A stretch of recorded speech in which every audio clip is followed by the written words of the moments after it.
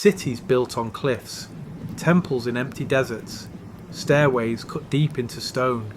They were built thousands of years ago, without machines, without modern tools, and without written plans. Yet many of them are stronger and more precise than buildings today. How did they do it? What knowledge did they have? And why were these places built in such extreme locations? In this documentary, we travel across continents to explore the forgotten cities and hidden monuments that shaped early civilization. This is the story of human skill, vision, and mystery, written in stone. Divin ruins, Armenia. In the wide open plains of central Armenia, surrounded by distant mountains and quiet farmland, lie the remains of a city that once stood at the heart of an empire. There are no towering skyscrapers here, no grand palaces rising into the sky, no busy streets filled with people. Instead, there are low stone walls, scattered foundations, broken columns, and shallow mounds stretching across the landscape. This is Divin, and for hundreds of years, this was one of the most important cities in the entire region. When you first arrive at the site, it feels peaceful and almost empty. The wind moves through dry grass. Birds fly over old ruins. The ground looks ordinary, like any other field. But beneath this quiet surface lies layer after layer of history, built, destroyed, and rebuilt across more than 1,000 years. Nothing here is accidental. Every stone once had a purpose. Every wall once supported a life. Divin was founded in the 4th century during a time when Armenia was becoming a powerful political and cultural centre between the Roman, Persian, and later Byzantine worlds. Its location was carefully chosen. It sat near major trade routes, close to rivers and fertile land, and within reach of important mountain passes. This made Divin valuable, and it made Divin vulnerable, because wherever trade flows, power follows, and wherever power gathers, conflict is never far behind. From the beginning, Divin was designed as a fortified city. Strong defensive walls surrounded its core, towers protected its gates, elevated areas provided views across the plains. Inside these defences, homes, markets, churches, workshops, and government buildings slowly took shape. This was not just a settlement, it was a capital, a place where decisions were made, where laws were issued, where wealth was collected, where culture was shaped. At its height, Divin was home to tens of thousands of people. Merchants arrived with silk, spices, metals, and textiles from distant lands. Craftsmen worked with stone, glass, and metal. Farmers supplied grain, fruit, and livestock. Religious leaders conducted ceremonies in churches and public spaces. The city was alive, busy, connected to the wider world. Divin became especially important during the early medieval period, when it served as the capital of Armenian kingdoms and later as a major administrative centre under Persian and Arab rule. Different empires controlled the city at different times, but each one recognised its strategic value. Whoever held Divin controlled the region. For centuries, the city adapted to changing rulers and cultures. New buildings were added, old ones were repaired. Religious structures reflected shifting beliefs. Administrative systems evolved. Languages changed. Traditions mixed. Divin was never frozen in time. It was always changing, always adjusting. Archaeological evidence shows that the city had advanced infrastructure for its time. Streets were carefully laid out. Drainage systems managed rainwater.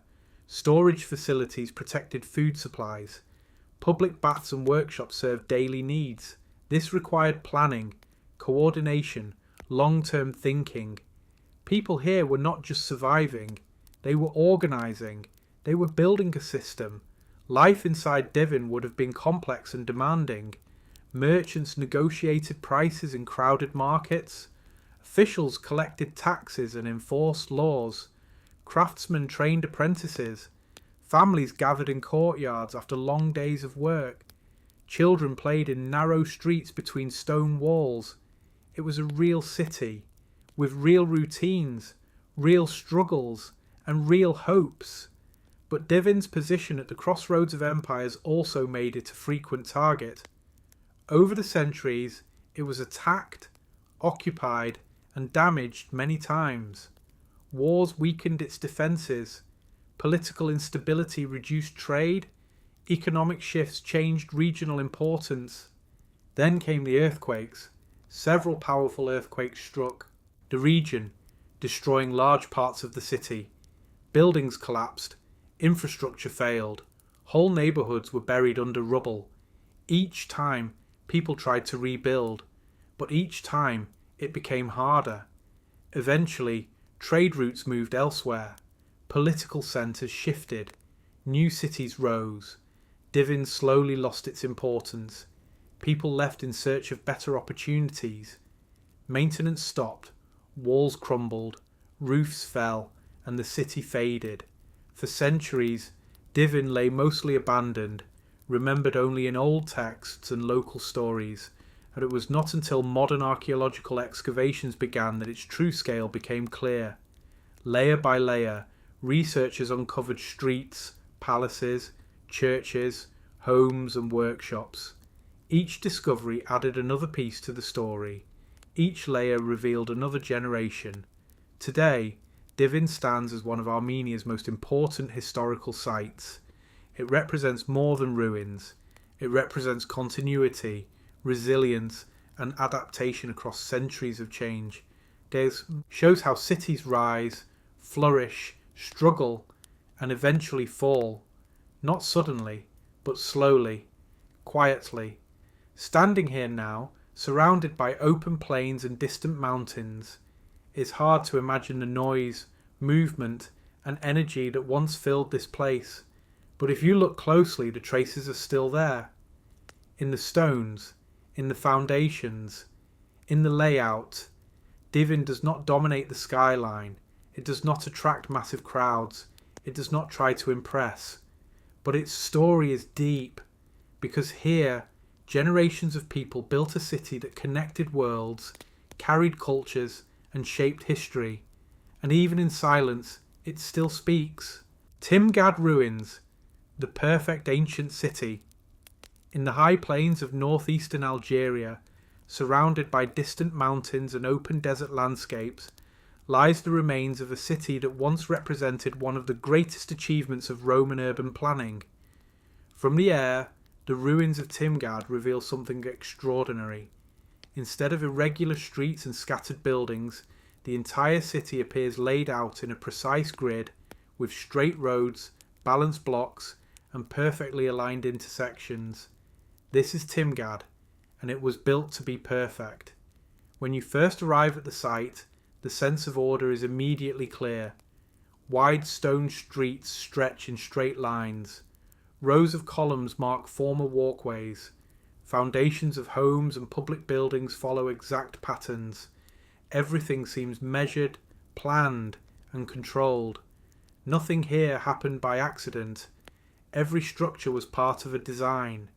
Timgad was founded around the year 100 CE by the Roman Emperor Trajan as a colony for retired soldiers. These veterans had served the empire for many years, and this city was meant to reward them with land, security, and stability. At the same time, it helped Rome strengthen its control over North Africa. So Timgad had two purposes: to honour soldiers and to protect Roman power. From the beginning, the city was built according to Roman planning principles.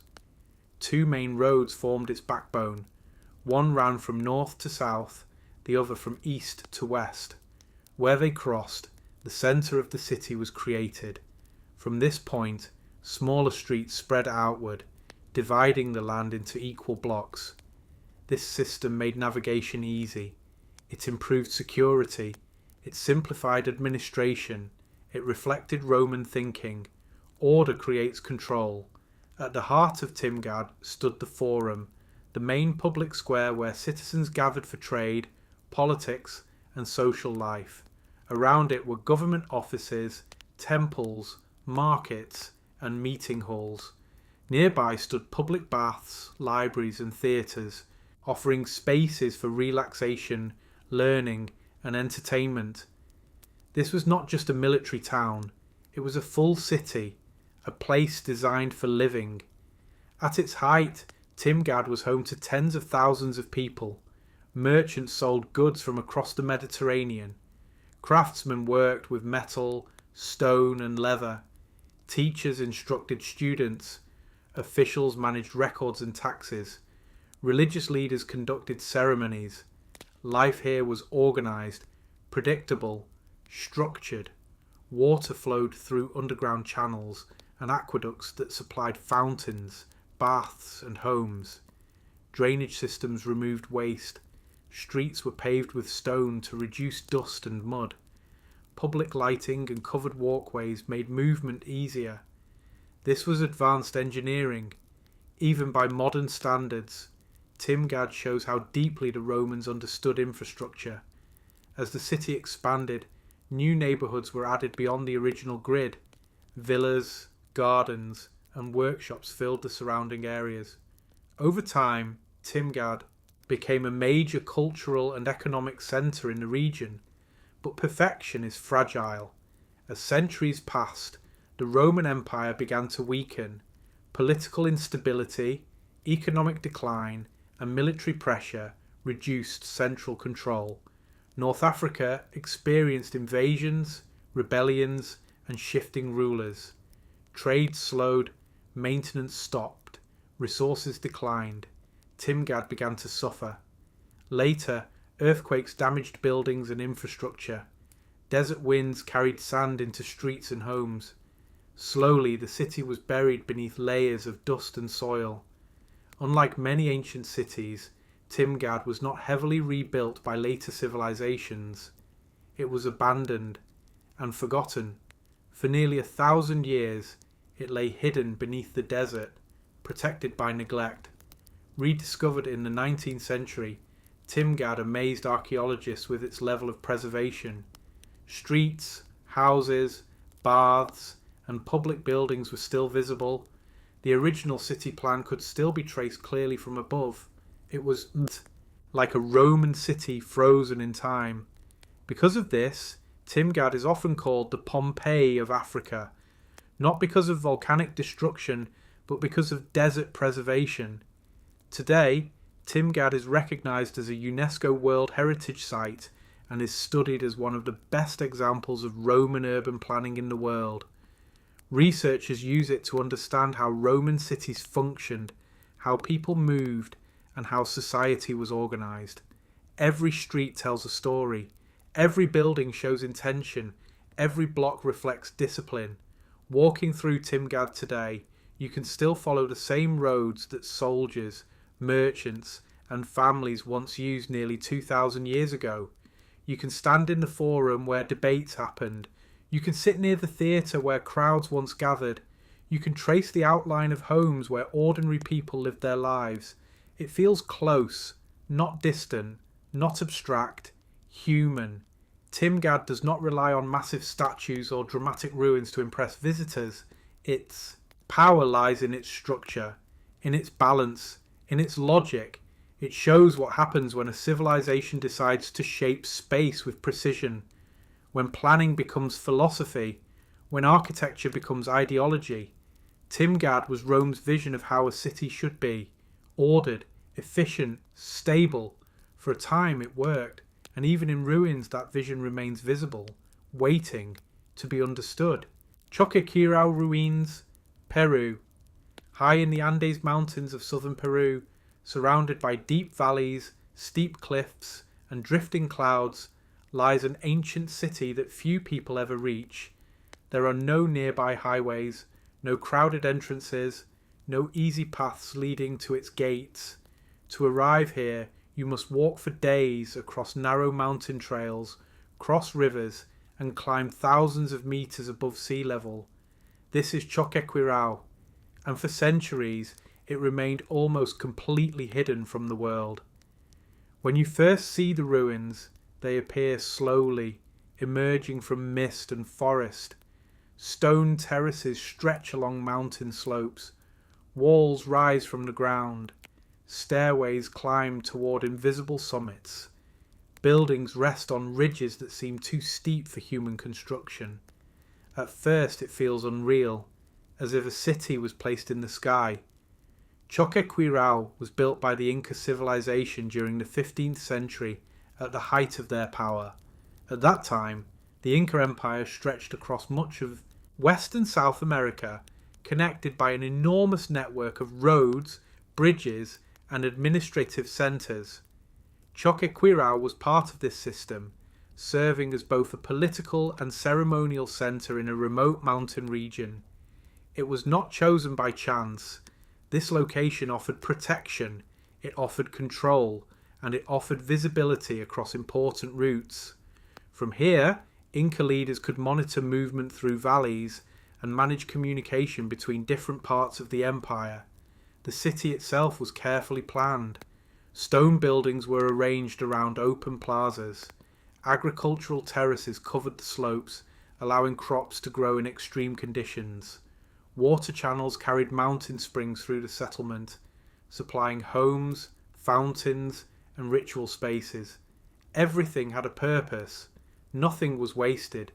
Inca builders worked without iron tools, without wheels, and without written plans.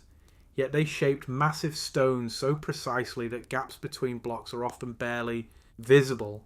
Walls were angled slightly inward to resist earthquakes. Foundations were cut directly into bedrock. This was experience. This was knowledge. This was engineering passed through generations. Life in Choqquequirao would have been demanding. The climate was harsh. Rainfall was unpredictable. Temperatures changed quickly. Supplies had to be transported along mountain roads by human carriers and llamas. Nothing here was easy, but the Inca were used to difficulty. They designed their cities to work with mountains, not against them. Choqquequirao likely played an important role during the final years of the Inca Empire.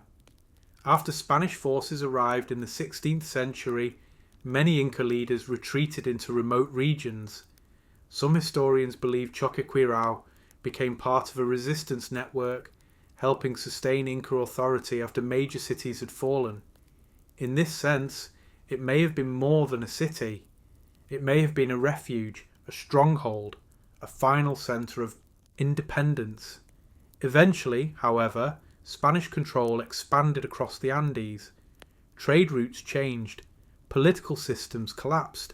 Remote settlements lost their support networks. Choqquequirao was slowly abandoned. Forests grew.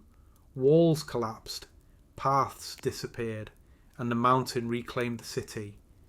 For centuries, Choqquequirao remained unknown outside local communities. Unlike Machu Picchu, it was never rediscovered by early explorers in a dramatic way. It remained hidden, protected by distance and difficulty. Only in the 20th century did systematic studies begin, and what researchers found was remarkable. Choqquequirao is nearly as large as Machu Picchu, yet only a small portion has been fully excavated. Most of the city is still covered by vegetation. Beneath trees and soil lie temples, residences, storage rooms, and ceremonial spaces waiting to be uncovered. This makes Choqquequirao unique. It is both ancient and unfinished, a site still revealing its story. One of the most striking features of Choqquequirao is its symbolic stone art. On some terraces, builders created white stone figures shaped like llamas, embedded into dark walls. These images may have represented wealth, sacrifice, or spiritual protection. They were not meant to be hidden. They were meant to be seen from afar, a message in stone. Today, reaching Choqquequirao still requires effort. Visitors must hike for several days through rugged terrain. There are no cable cars, no paved roads, no large hotels nearby, and because of this, the site remains quiet, undisturbed, intimate. Walking through Choqquequirao feels different from visiting crowded ruins. You hear wind, birds, and distant rivers instead of voices and traffic. You move slowly, following stone paths shaped centuries ago. You feel the landscape, you feel the altitude, you feel the isolation, and you understand why this place mattered. Choqquequirao does not try to impress with size alone. It impresses with location, balance, and persistence. It shows what happens when humans adapt completely to their environment and turn mountains into living space. It represents patience, planning, respect for nature. Even in ruins, the city still holds its position on the mountainside, still watching the valleys, still holding its ground, still telling a story of ambition, resilience, and quiet strength. A story written in stone, among the clouds. Archaeum settlement, Russia. In the wide open grasslands of southern Russia, where the horizon seems to stretch endlessly in every direction, lies the remains of an ancient settlement that looks unusual even from a distance. There are no scattered ruins, no random foundations, and no irregular streets. Instead, when seen from above, the site forms a near-perfect circle, carefully planned and precisely organised. This is Archaeum, and it is one of the most mysterious prehistoric settlements ever discovered in Eurasia. When archaeologists first examined Archaeum from the air, they were immediately struck by its shape. Two concentric circular walls surround a central open space, with houses arranged neatly between them. Narrow streets follow the curve of the walls, connecting different parts of the settlement in a continuous loop. Everything appears symmetrical, balanced, and intentional. Nothing here was accidental. Every structure followed a plan. Archaeum was built around 4,000 years ago, during the Bronze Age, by people belonging to what scholars called a Sintashta culture. At that time, this region was home to early pastoral and farming communities who raised animals, worked with metal, and traded across long distances. These people were not isolated tribes. They were part of a wider network stretching across Central Asia and Eastern Europe. They understood organisation, they understood cooperation, they understood planning. The settlement itself was constructed using wood, clay, and earth, reinforced with timber frames and packed soil. The outer wall was thick and strong, designed to protect the community from threats. Inside, houses were built in uniform patterns, each connected to shared drainage channels and fire pits. This was advanced for its time, very advanced. Each home had access to water control systems, heating structures, and storage spaces. Waste was directed away from living areas through underground channels. Fires were managed carefully to reduce risk. This shows that the people of Archaeum were thinking about comfort, about safety, about long-term living. Life inside Archaeum would have been closely connected.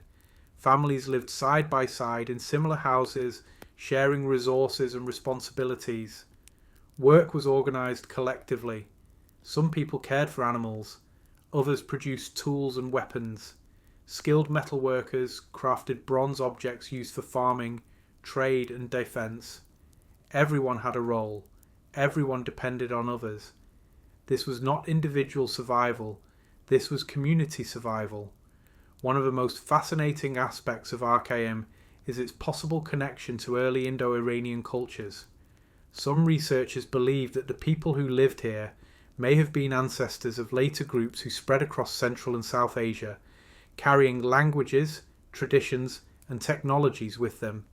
If this is true, Archaeum may represent an early stage of a much larger historical movement, a starting point, a foundation, a forgotten chapter of migration. The layout of the settlement also suggests that Archaeum may have had ritual or symbolic importance. The circular design resembles patterns found in ancient cosmology, where communities imagined the world as ordered, balanced, and centered around sacred space. The central area may have been used for ceremonies, for gatherings, for decision-making, for spiritual practices. In many early societies, daily life and belief were deeply connected. Archaeum reflects this connection. Another mystery surrounds the settlement's destruction. Archaeological evidence shows that Archaeum was deliberately burned and abandoned. Houses were emptied. Valuable items were removed. Then, fire was set. This was not an accident. It was planned. It was organised. Why this happened is still debated. Some believe environmental changes made the area unsuitable for living. Others think social or political shifts forced people to relocate. Another theory suggests that burning the settlement was part of a ritual ending, a way of closing a chapter before moving on. After Archaeum was abandoned, the land slowly returned to grassland. Wind and rain flattened walls, soil covered foundations.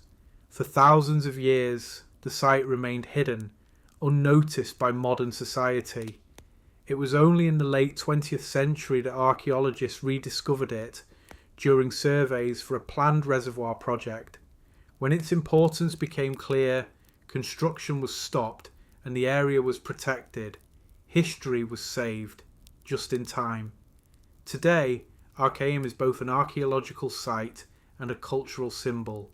Researchers continue to study its layout, tools, and remains to understand how Bronze Age societies organised themselves.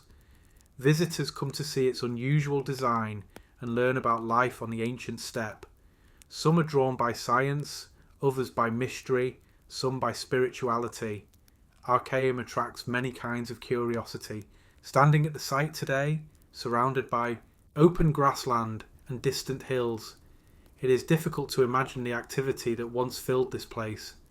Smoke rising from hearths, metal being shaped in fires, animals moving through enclosures, voices echoing along curved streets, a living circle, working, breathing, surviving.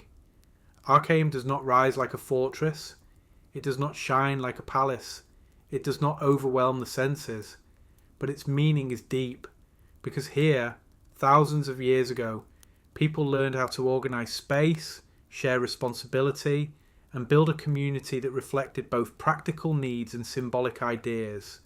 They turned open land into order. They turned cooperation into structure. They turned vision into reality, all within a circle. Troy ruins, Turkey. On a quiet hill near the western coast of Turkey, not far from the Dardanelles Strait, lies a place that looks simple from a distance, but becomes more complex the longer you study it. There are no massive standing palaces, no towering monuments, and no complete buildings rising into the sky. Instead, there are broken walls, stone foundations, collapsed towers, and layers of ruins stacked one on top of another. This is Troy, one of the most famous ancient cities in human history. When you first arrive at the site, it can feel confusing. Stones from different periods are mixed together, walls overlap, paths cut through old foundations. Some structures seem unfinished, while others look heavily damaged. It does not feel like a single city, it feels like many cities, built in the same place, over and over again. That is because Troy was not destroyed once and forgotten.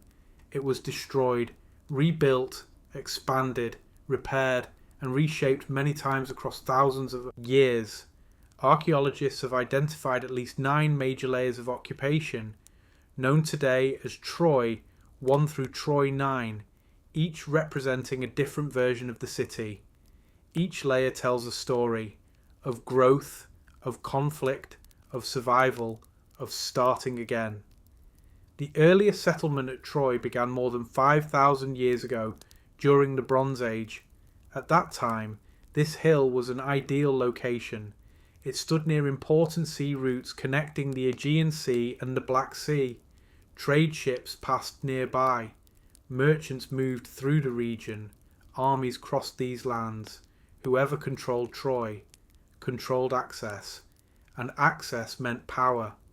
As the settlement grew, strong defensive walls were built around it. These walls were made of massive stone blocks, carefully fitted together and reinforced with towers and gates. Inside, houses, storage rooms, workshops, and public spaces developed. This was not a small village. It was a fortified city, a place worth protecting. One of famous layers of Troy is believed to be Troy 7, which many scholars associate with the legendary Trojan War described in ancient Greek epics. According to these stories, Troy was besieged for 10 years by Greek armies and eventually fell through deception. The story of the wooden horse, the hidden soldiers, the final attack. Whether this story is fully true or partly symbolic is still debated, but archaeological evidence shows that one layer of Troy was destroyed violently by fire and warfare around the Late Bronze Age. Walls were damaged, buildings burned, weapons were left behind. Something terrible happened here, and people remembered it for centuries. After each destruction, survivors returned. They cleared rubble, they repaired walls, they rebuilt homes, they raised new buildings on top of old foundations. Sometimes they followed old layouts, sometimes they changed them, but they stayed, because this place mattered. It offered trade, it offered security, it offered opportunity. During later periods, Troy became part of Greek and Roman worlds. New temples, theatres and public buildings appeared. The city took on new identities. Different languages were spoken, different gods were worshipped, different rulers controlled the land. Yet the name Troy endured. It never disappeared. Even when the city declined, its story survived in literature, poetry, and legend. For many centuries, people believed Troy was only a myth, a fictional place created by ancient poets. Then, in the 19th century, archaeologists began excavating this hill at Hisar Lik and uncovered layer after layer of ancient settlements. They realised something remarkable. The legends were connected to reality. There really was a city here, many cities, stacked in time, like pages in a book. Each layer shows how people adapted to changing conditions. When walls failed, they were strengthened. When trade declined, new routes were sought. When rulers changed, buildings were redesigned. When disasters struck, life slowly returned. This was resilience, in stone, in soil, in memory. Walking through Troy today feels like walking through time itself. You move from one period to another in just a few steps. A Bronze Age wall stands beside a Roman foundation. A Greek structure overlaps an earlier settlement. Everything is layered. Nothing is simple. Nothing is isolated. Everything is connected. Life in Troy would have been busy and demanding. Merchants traded goods from distant lands. Farmers supplied food. Soldiers guarded gates. Craftsmen shaped metal and stone. Families gathered in courtyards after long days of work. This was a real city, not just a legend, not just a story. Real people lived here, loved here, fought here, died here. Over time, political power shifted, trade routes changed, and new cities rose elsewhere. Troy slowly lost its importance. People moved away. Maintenance stopped. Buildings collapsed. Nature took over. Grass-covered walls, soil-filled streets, silence replaced noise, yet the memory remained. Today, Troy is recognised as a UNESCO World Heritage Site and studied by historians and archaeologists from around the world. It represents one of the best examples of how human settlements can evolve across millennia, carrying stories from one generation to the next. Troy does not exist as one perfect city. It exists as many imperfect ones, built, destroyed, rebuilt, remembered. Because here, more than almost anywhere else, history shows itself in layers, layer upon layer, life upon life, story upon story, all resting on the same ground. Carol Ruins, Peru. In the dry desert valley of northern Peru, where brown hills meet pale skies and almost no rain falls throughout the year, lies a group of ancient ruins that quietly changed everything historians once believed about early civilization in the Americas. From the air, the site looks unusual. Large stepped pyramids rise from flat ground. Wide plazas spread between them. Long terraces and stone platforms stretch across the valley floor. This is Corral, and it is one of the oldest cities ever discovered in the Western Hemisphere. When you first see Corral, it feels strange. There are no decorative carvings, no giant statues, no dramatic monuments covered in symbols. Everything looks simple, almost plain. Massive structures are built from stone and earth, shaped into clean geometric forms. Nothing flashy, nothing excessive, just scale and purpose. Caral was built more than 5,000 years ago, around the same time that the pyramids of Egypt and the cities of Mesopotamia were rising on the other side of the world. At that time, most people in the Americas were still living in small villages. Large cities were not supposed to exist here yet, but Corral proves they did.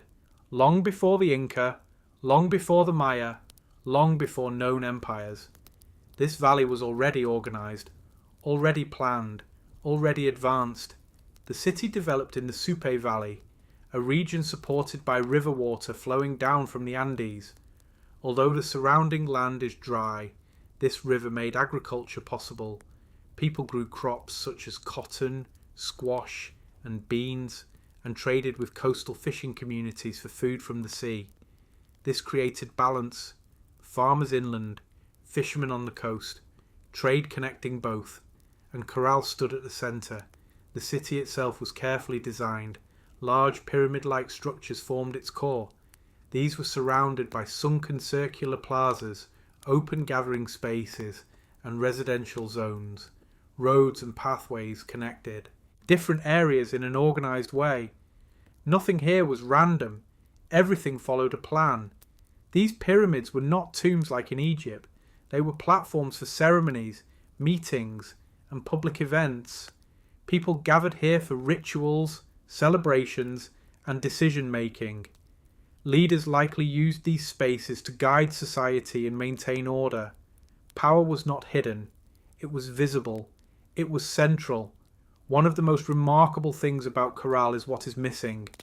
There are no signs of war, no weapons, no defensive walls, no mass graves, no evidence of large-scale violence. Instead, archaeologists found musical instruments, textiles, tools, and ceremonial objects. This suggests something rare, a civilization that focused more on cooperation than conflict, more on organisation than conquest, more on stability than expansion. Life in Corral would have been structured and disciplined. Farmers worked fields along the river. Builders constructed massive platforms using baskets of stone and earth. Artisans made tools and clothing. Religious leaders organised ceremonies. Administrators coordinated labour and trade. Everyone had a role. Everyone contributed. This was not chaos. This was system. This was society. Built early. Built carefully.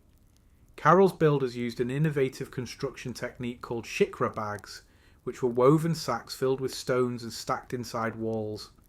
This method made structures flexible and resistant to earthquakes, showing deep understanding of local conditions. They were thinking ahead. They were planning for disasters. They were building to last. For centuries, Corral flourished as a regional centre. Its influence spread across nearby valleys. Smaller settlements followed its model. Trade networks expanded.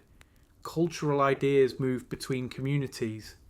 Corral became a blueprint, a reference point, a standard. But over time, environmental changes affected the region. River patterns shifted.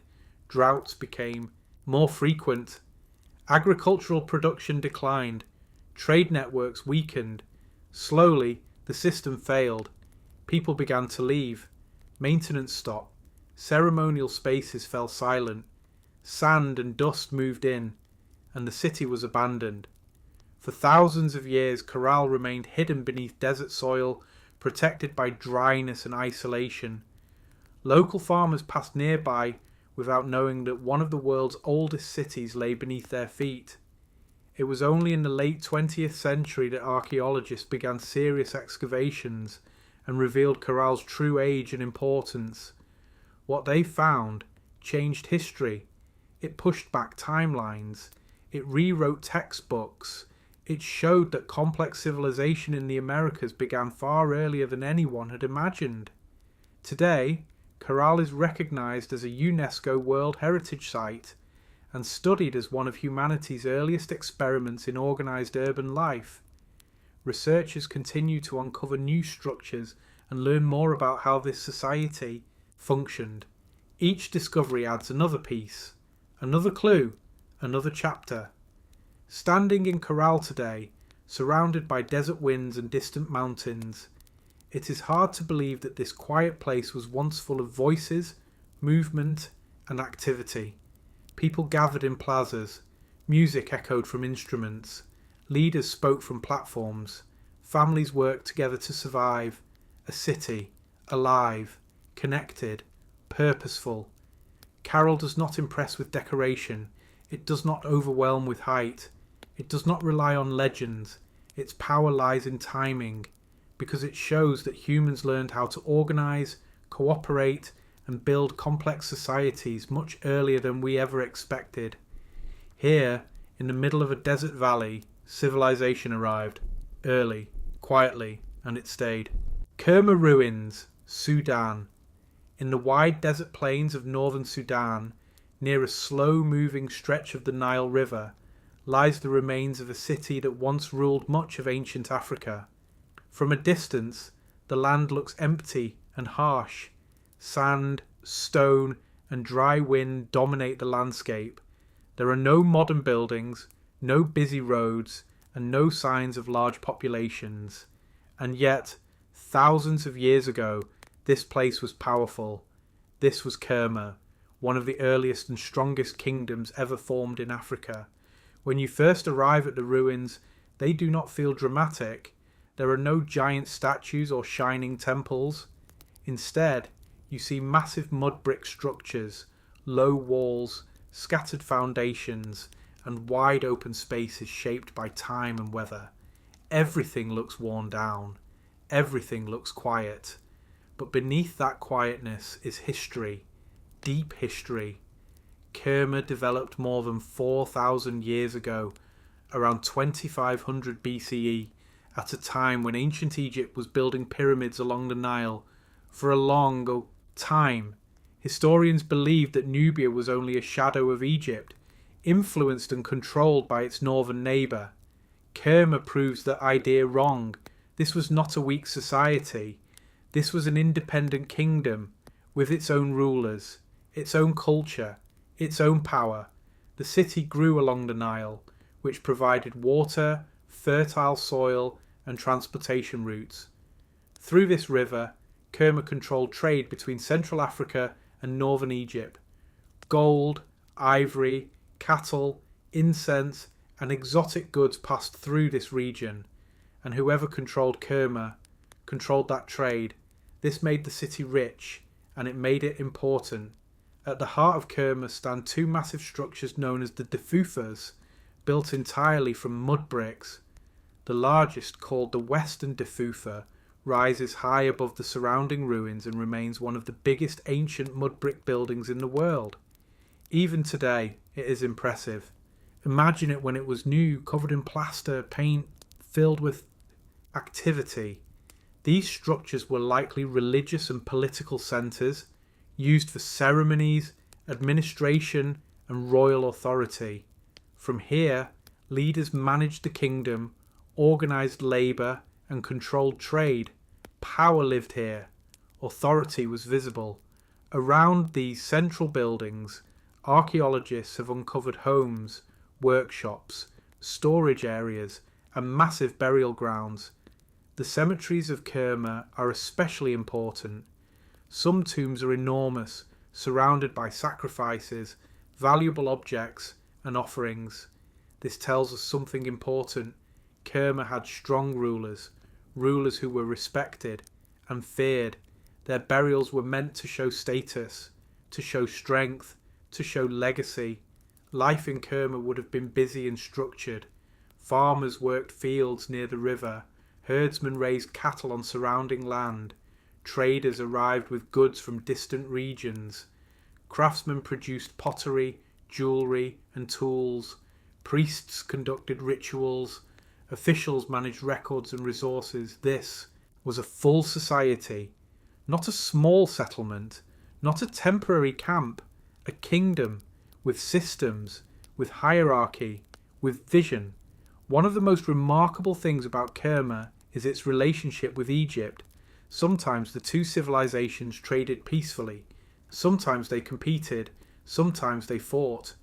Egyptian records describe Kerma as a powerful rival, capable of challenging Egypt's southern borders. This was not a minor neighbour. This was a serious opponent. For centuries, Kerma maintained its independence and strength, but eventually, around 1500 BCE, Egypt expanded southward and conquered the region. Kerma was taken over and its political power declined. Temples were repurposed, administration changed, local rulers were replaced. The kingdom was absorbed, but it was not erased. Nubian culture continued. It adapted. It survived. And later, new Nubian kingdoms would rise again.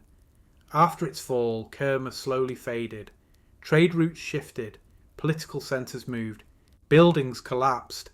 Sand covered streets. The desert reclaimed the land, and silence returned. For thousands of years, Kerma remained mostly forgotten, known only through scattered ruins and ancient texts. It was only in the 20th century that archaeologists began detailed excavations and revealed the true scale of this civilization. What they found changed African history. It showed that powerful, organized states existed here long before outside influence. It proved that Nubia was not following Egypt. It was leading itself. Today, Kerma is recognized as one of the most important archaeological sites in Africa. Researchers continue to study its structures, burials, and artifacts to understand how early African states developed. Each discovery adds depth. Each excavation adds meaning. Standing among the ruins today, with desert winds moving across open ground and the Nile flowing quietly nearby, it is hard to imagine the strength this place once held. Crowds gathering, near temples, traders unloading goods, leaders issuing commands, ceremonies filling the air, all gone, but not forgotten. Kerma does not rise like a pyramid. It does not shine like a palace.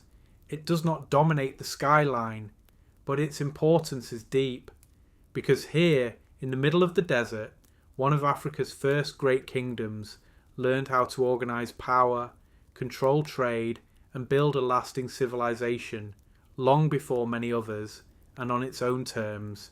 Al-Ula Old Town Ruins, Saudi Arabia. In the northwestern deserts of Saudi Arabia, surrounded by towering sandstone cliffs and wide open valleys, lies the remains of a town that once served as a lifeline for travellers crossing some of the harshest landscapes on earth. From a distance, it looks like a cluster of broken walls and collapsed houses pressed tightly together, blending into the colour of the desert. This is Al-Ula Old Town, and for centuries this place was full of life. When you first walk through its narrow streets, the feeling is unusual. The buildings are close together, the alleys are tight, the walls lean inward. Sunlight enters only in thin strips between rooftops. Everything feels compact, enclosed and protective, and that was intentional. This town was built for survival. Al-Ula developed along one of the most important trade and pilgrimage routes in Arabia. For thousands of years, caravans carrying incense, spices, textiles and food passed through this valley. Later, Muslim pilgrims travelling to Mecca also stopped here to rest and resupply. If you controlled Al-Ula, you controlled movement, and movement meant power. The town's location near natural springs and fertile soil made it a rare green refuge in an otherwise dry region. Date palms grew along the valley floor. Water channels supplied farms and homes. Gardens and fields surrounded the settlement. Life was possible here, because water was possible. The houses of Al Ula were built mainly from mud brick, stone and palm wood, using materials taken directly from the environment.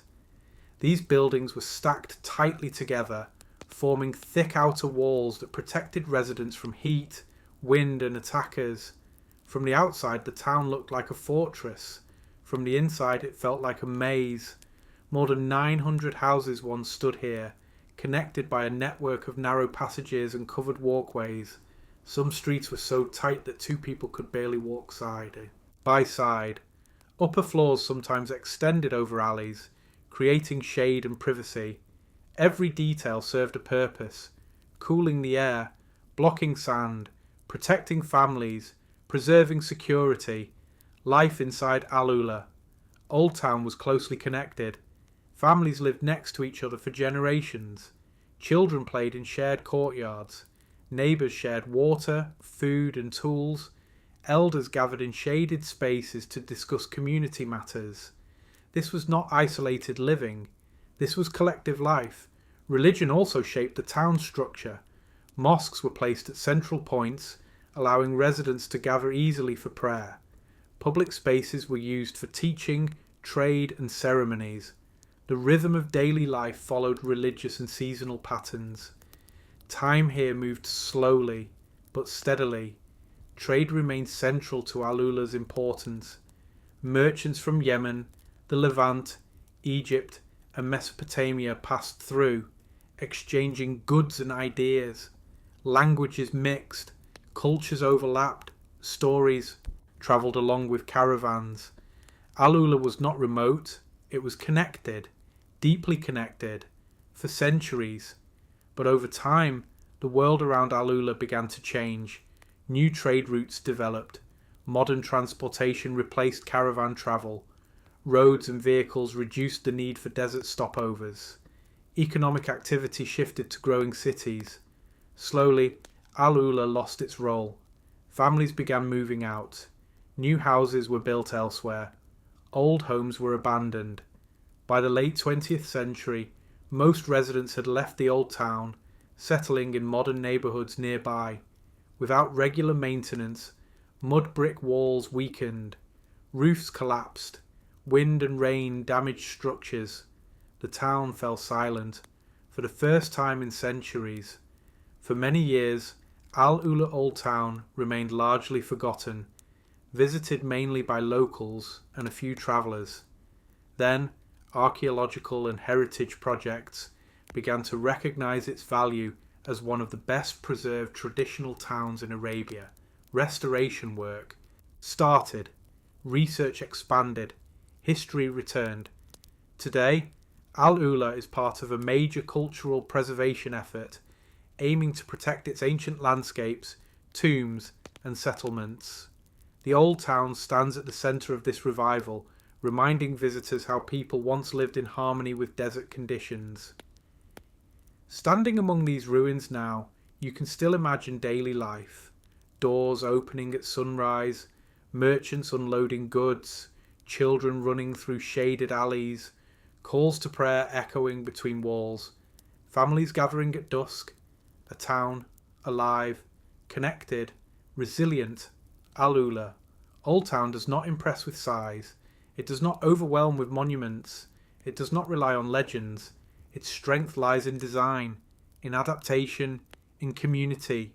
Because here, people learned how to build comfort, safety, and identity in one of the world's toughest environments, using nothing but earth, stone, water, and cooperation.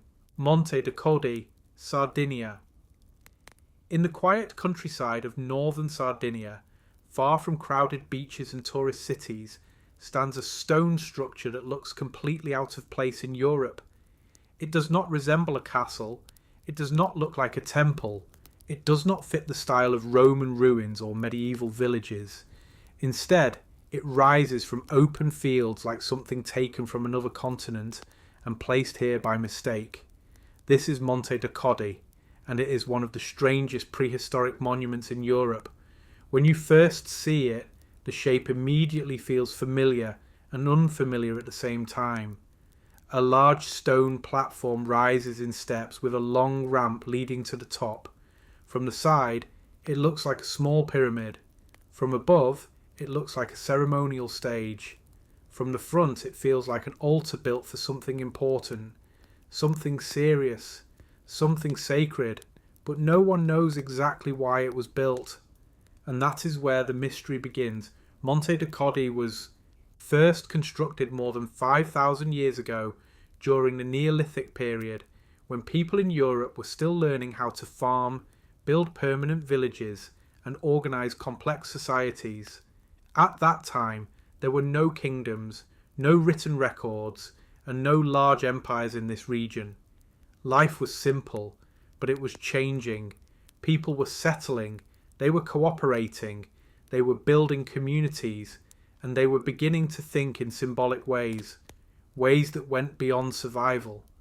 The earliest version of Monte de Codi was built around 3000 BCE. It began as a raised platform made from stone and packed earth, carefully shaped and reinforced. Later, around 2700 BCE, this structure was rebuilt and expanded into a much larger stepped monument with stone walls, terraces, and a wide sloping ramp. This rebuilding was not random, it was deliberate, it was planned. It meant that this place remained important for generations. People did not abandon it. They returned. They improved it. They invested in it. The long ramp leading to the top is one of the most striking features of the monument. It guides movement in a very specific way. You cannot approach the top from any direction. You must walk straight up the ramp, slowly, directly, and visibly. Everyone could see you. Everyone could watch. This suggests that climbing the monument was part of a ritual, a ceremony, a public act, not a private one. At the top of the structure lies a flat platform which archaeologists believe was used for religious or ceremonial purposes. Here, offerings may have been placed, fires may have been lit, animals may have been sacrificed, priests or leaders may have performed rituals in front of gathered crowds. This was likely a sacred space, a controlled space, a respected space. Not everyone could enter it freely. Around the monument, researchers have discovered large stone slabs, standing stones, and carved blocks that appear to have been placed deliberately. Some of these stones resemble menhirs, similar to those found in other prehistoric cultures across Europe. There is also evidence of altars, fire pits, and animal remains, signs of ritual, signs of ceremony, signs of belief. One of the most fascinating aspects of Monte de Codi is how different it is from most other European prehistoric monuments.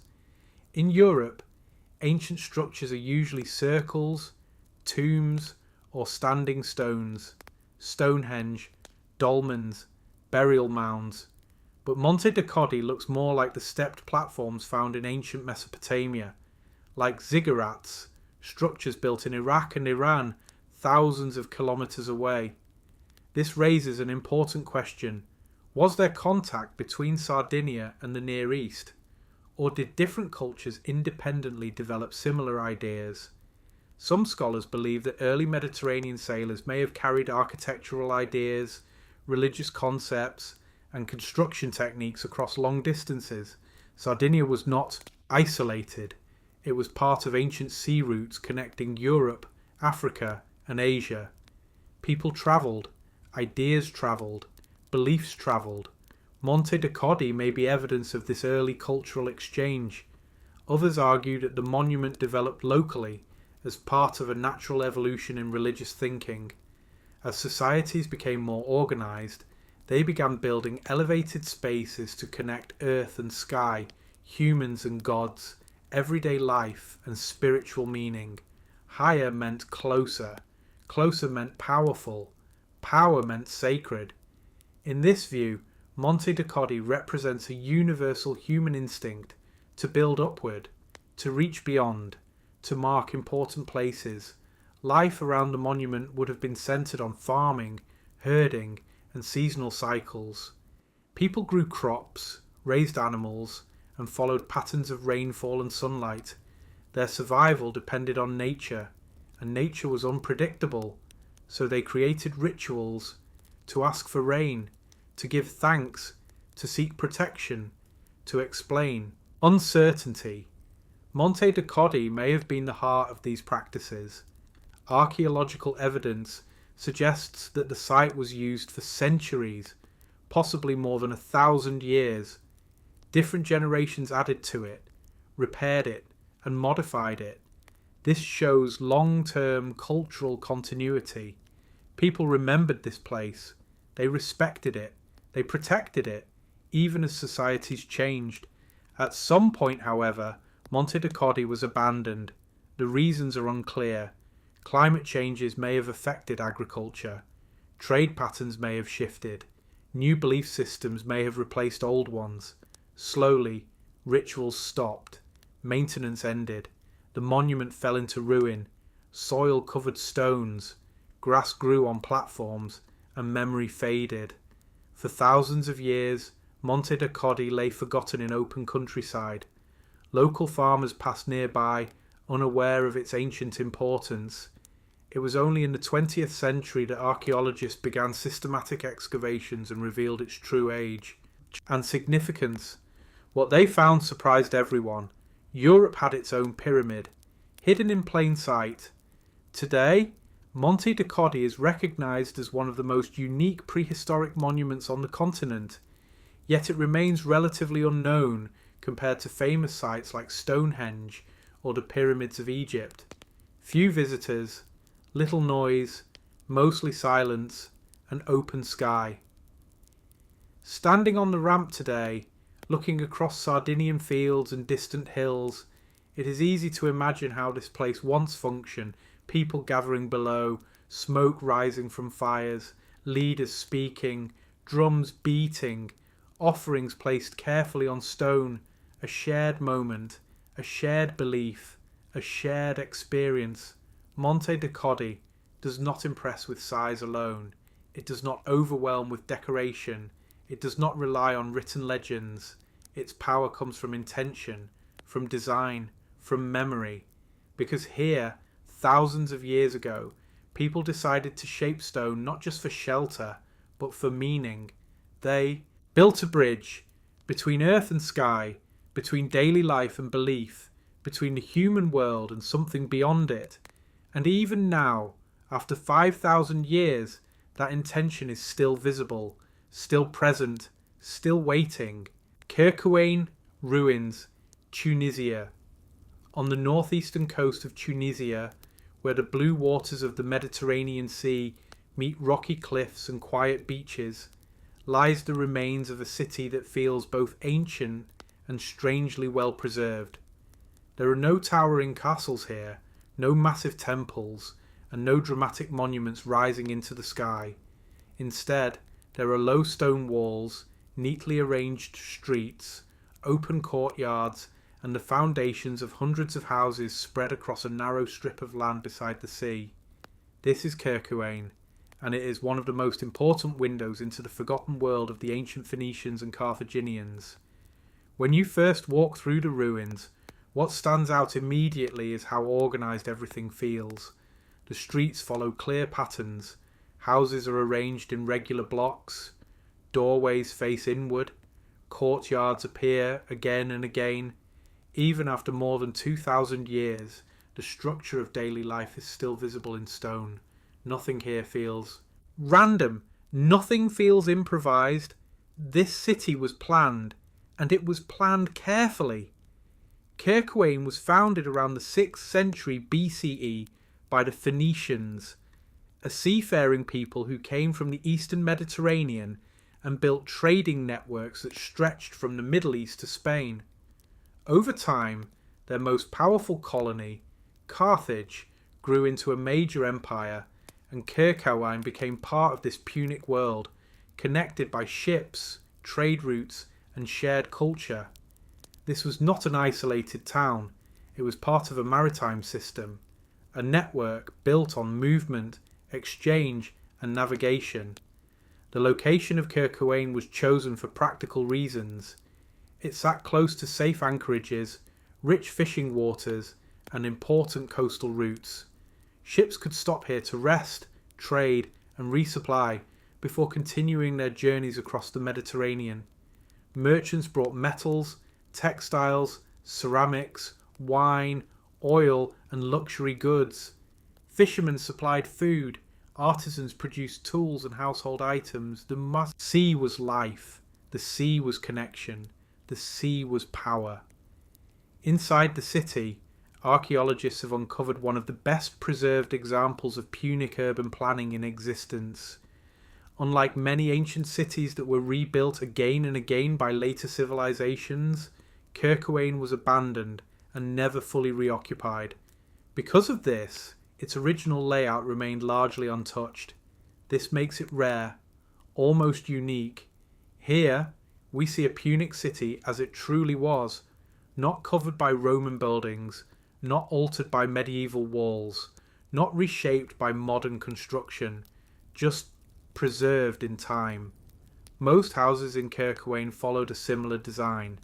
Each one had a central courtyard that provided light, air, and privacy. Around this open space were living rooms, storage areas, kitchens, and workspaces. Many homes even had private bathrooms with stone basins and drainage systems, showing that hygiene and comfort were important parts of daily life. This was advanced living for its time, and it shows that people here cared deeply about how they organised their homes and families. Streets were paved and sloped carefully to allow rainwater to flow toward drainage channels. Wastewater was carried away through underground systems. Public spaces were placed at key points. Workshops were separated from residential zones. Everything worked together, like parts of a machine, a city designed to function smoothly. Religion and ritual also played an important role in Kirk Owain. Temples and sacred spaces were built within the settlement, where people honoured gods connected to the sea, fertility, and protection. Offerings were made, ceremonies were performed, community identity was reinforced through shared belief. In a world shaped by trade and travel, spiritual stability mattered. It gave people meaning. It gave them confidence. It gave them continuity. Life in Kirk Owain would have been busy and structured. Early in the morning, fishermen prepared their boats, merchants opened storerooms, craftsmen began shaping metal and clay, families cleaned courtyards and prepared food, children moved through narrow streets on daily errands. The city was alive, full of routine, full of rhythm, full of connection. One of the most famous industries here was the production of purple dye, made from crushed sea snails. This dye was extremely valuable and was used to colour royal and elite clothing across the ancient world. Its production required skill, patience, and access to the sea. Kirk Owain was part of this luxury economy, part of global trade, long before the modern world existed. But despite its prosperity, Kirk Owain lived under constant pressure.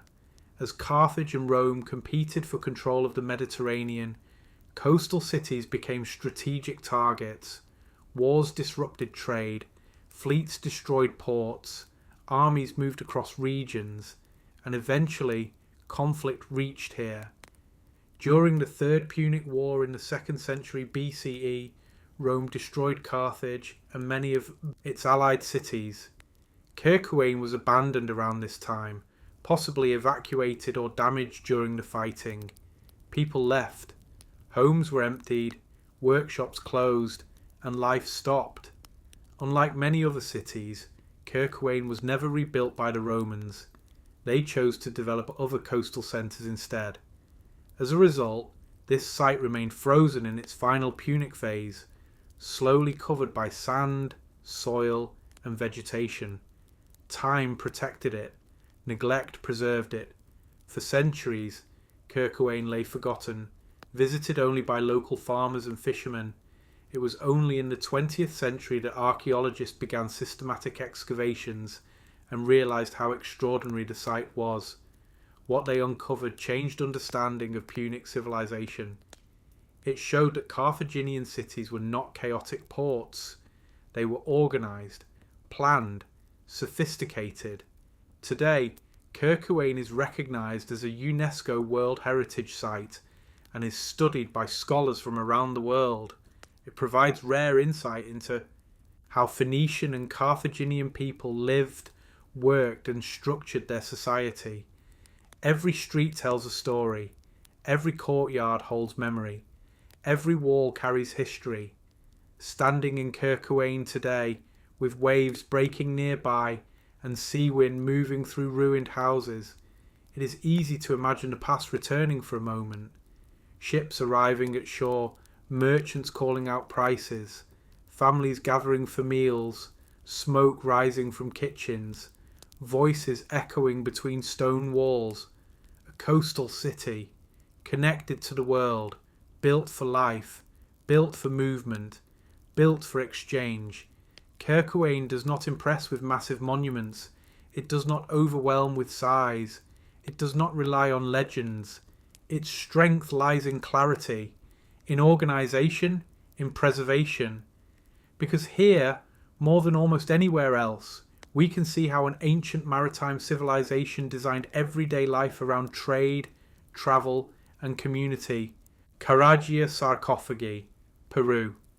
High in the cloud-covered mountains of northern Peru, where steep cliffs rise above deep valleys and thick forests stretch toward the horizon, there exists one of the most unusual burial sites in the ancient world.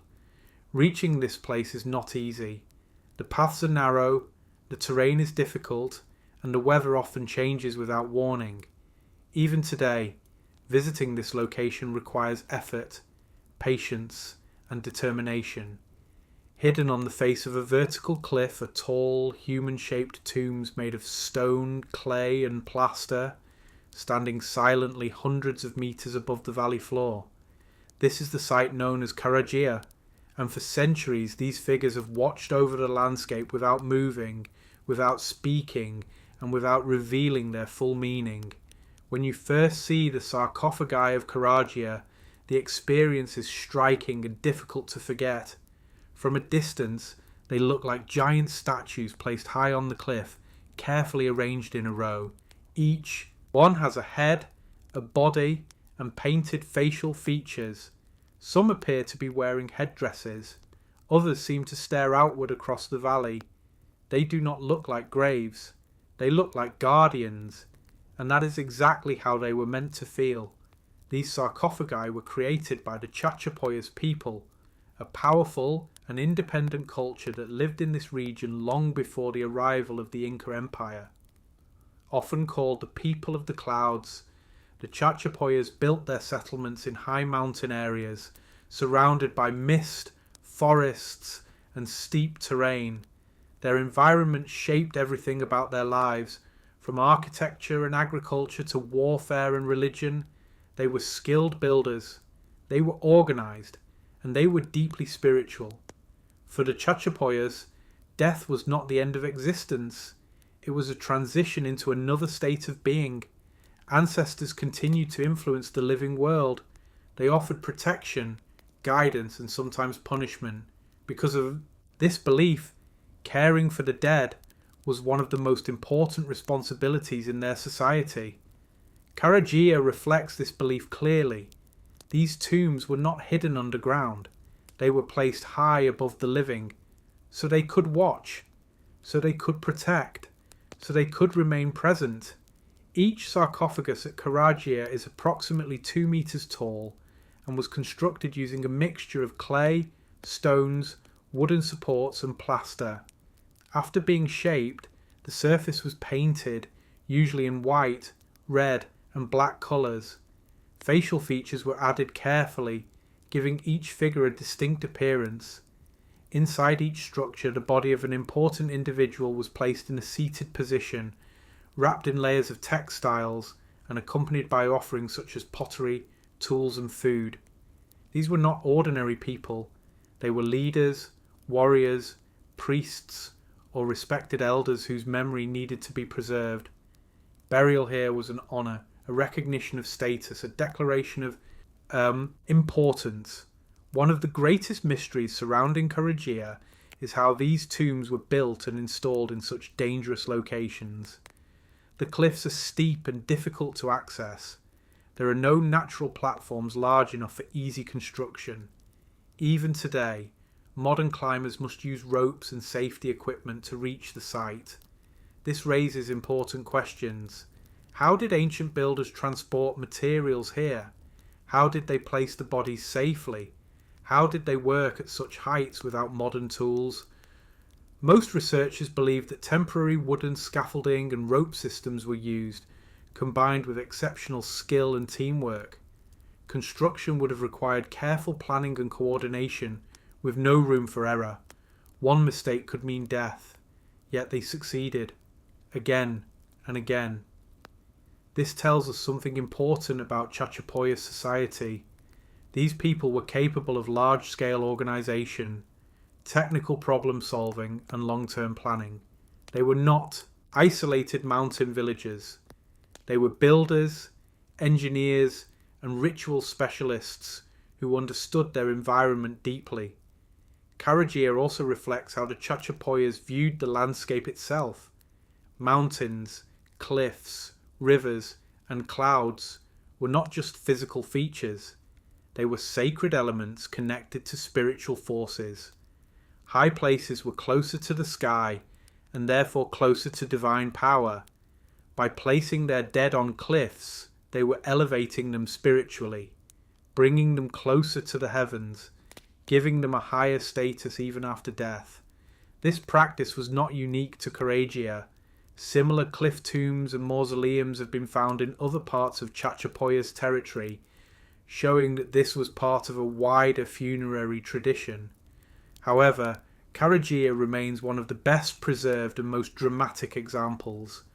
Its location protected it, its isolation preserved it, its danger discouraged interference. For centuries, these sarcophagi remained untouched, hidden by distance and difficulty. While many other ancient tombs were looted or destroyed, Karagia survived largely intact. Local communities knew of its existence, but few outsiders visited it. It was protected by nature itself. In the late 15th century, the Inca Empire expanded into Chachapoyas territory and eventually conquered the region. Although the Inca imposed their political control, many local traditions continued. The cliff burials were respected and often left undisturbed, showing that even powerful empires recognized their cultural importance. Later, when Spanish colonizers arrived, much of the region remained remote and difficult to access. As a result, Karagia avoided large-scale destruction and remained relatively unknown to the outside world. Modern archaeological research began only in recent decades, bringing scientific attention to the site. Studies have focused on construction techniques, burial practices, and cultural symbolism. These investigations have helped scholars better understand Chachapoya's beliefs and social structure. What they reveal is a society that valued memory, hierarchy, and spiritual continuity. A society that refused to let its leaders disappear. A society that built monuments not for glory, but for remembrance.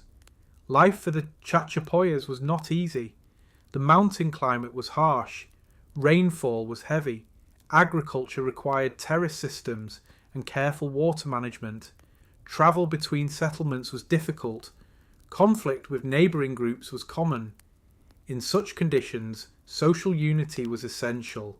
Shared beliefs held people together. Shared rituals gave meaning. Shared ancestors provided identity. Karagia was part of this system, a visible reminder of where the community came from and who protected it. Standing in front of these cliff tombs today, with clouds drifting through valleys and wind moving across stone faces, it is impossible not to feel their presence. These structures were built to be seen. They were designed to dominate the landscape quietly, without noise or movement. They were meant to endure, and they have, for more than 500 years. Kurajir does not rely on size, decoration, or fame to impress. It does not use massive temples or wide plazas. Its power comes from placement, intention, and meaning. Because here, people transformed death into visibility. They turned memory into architecture. They made ancestors part of the landscape. Burghead Fort, Scotland. On the rugged northern coast of Scotland, where dark blue waves crash against steep cliffs and cold winds sweep in from the North Sea, lies the remains of a fortress that once dominated this entire region. From a distance, the headland of Burghead looks peaceful and quiet, covered in grass and modern houses, blending into the surrounding coastline like any other small seaside town. But beneath this calm surface lies one of the most powerful and mysterious strongholds of ancient Britain. This is Burghead Fort, and for centuries it stood as a symbol of authority, defence, and identity in a land shaped by conflict, weather, and survival. When you first arrive at Burghead, it is difficult to imagine what once existed here. Much of the original fort was destroyed during the 19th century when the modern harbour and town were built. Large sections of ancient walls were dismantled, and many stones were reused in new construction. As a result, only fragments remain today. Yet even these fragments tell a powerful story. They reveal the outline of a massive fortified settlement that once covered the entire headland, protected on 3 sides by sheer cliffs and on the 4th by enormous stone ramparts. It was a natural fortress, strengthened by human skill.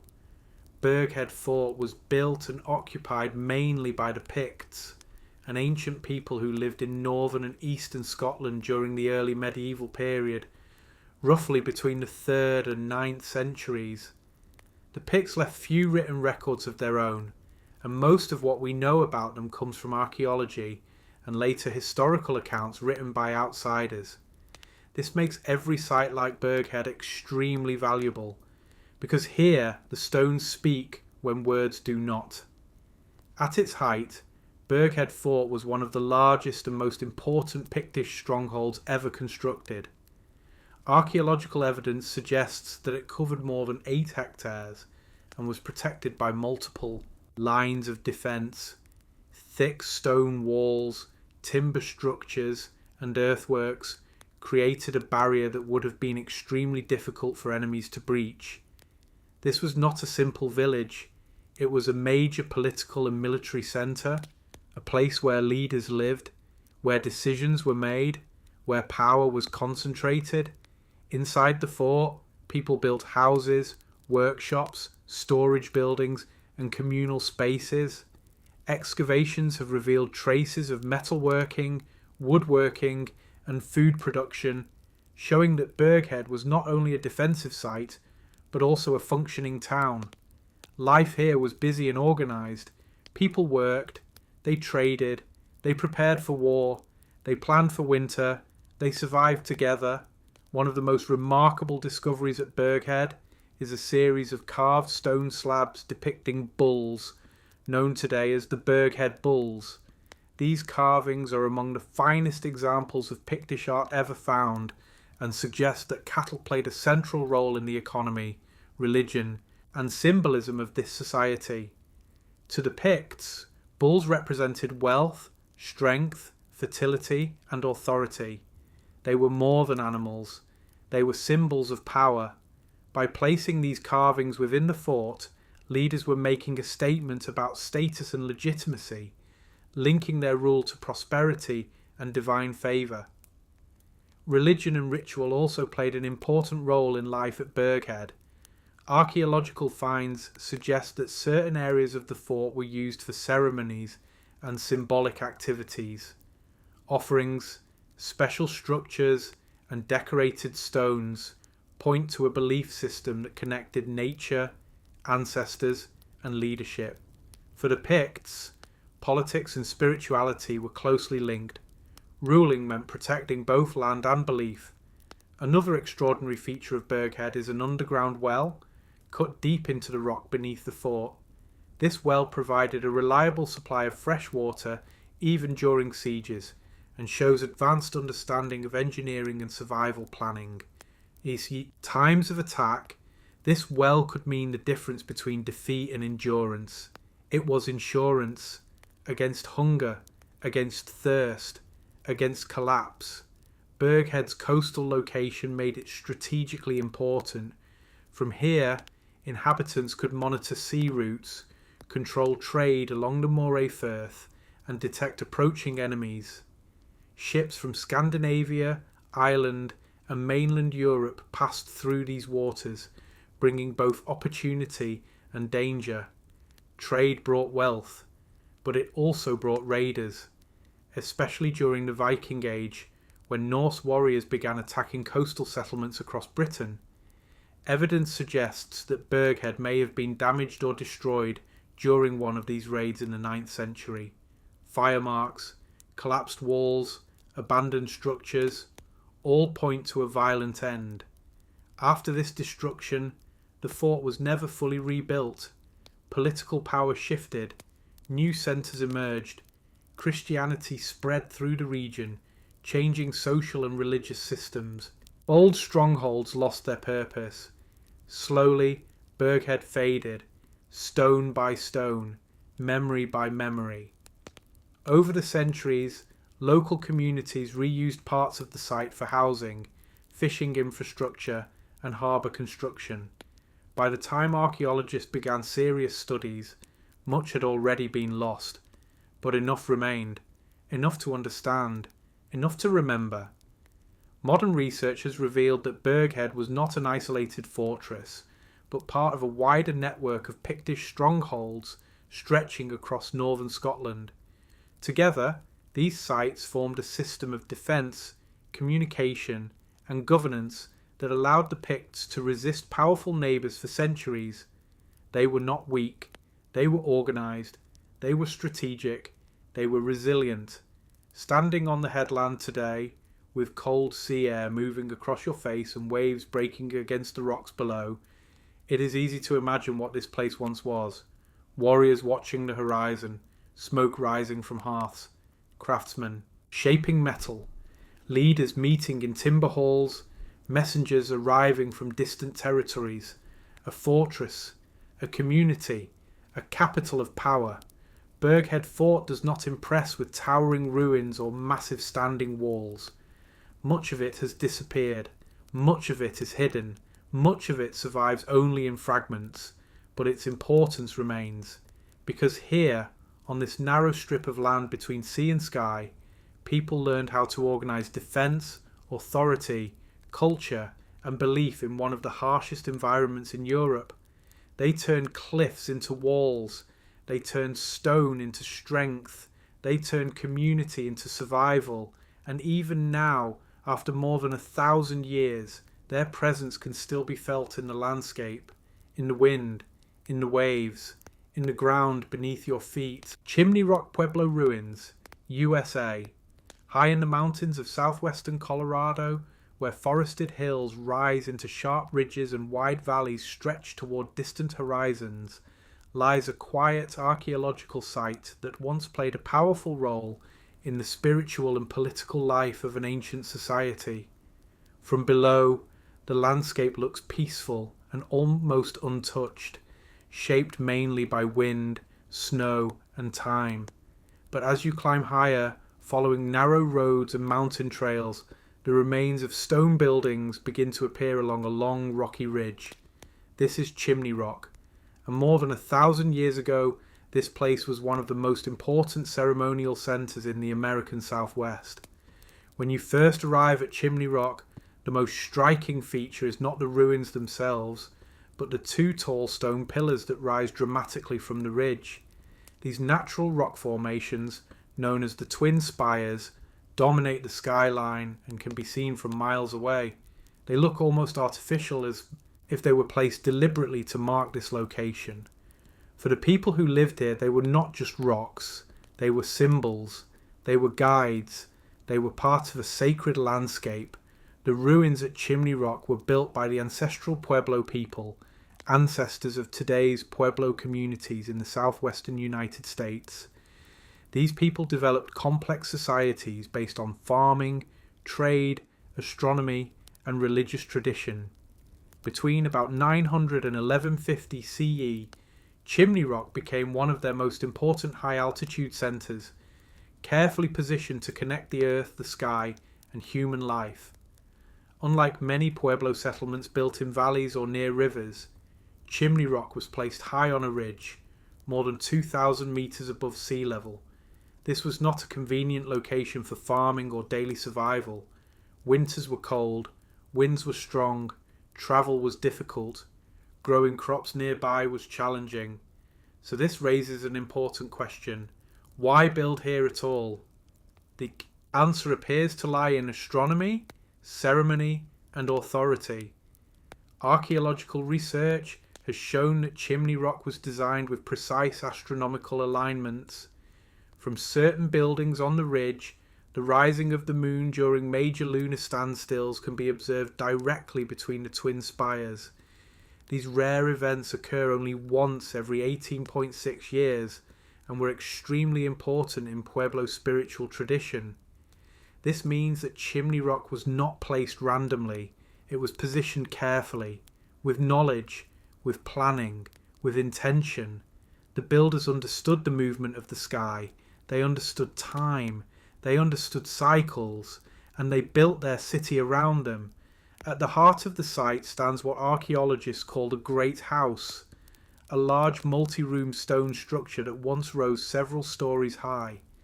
This building required enormous effort to construct. Stones had to be quarried, shaped, and carried up steep slopes.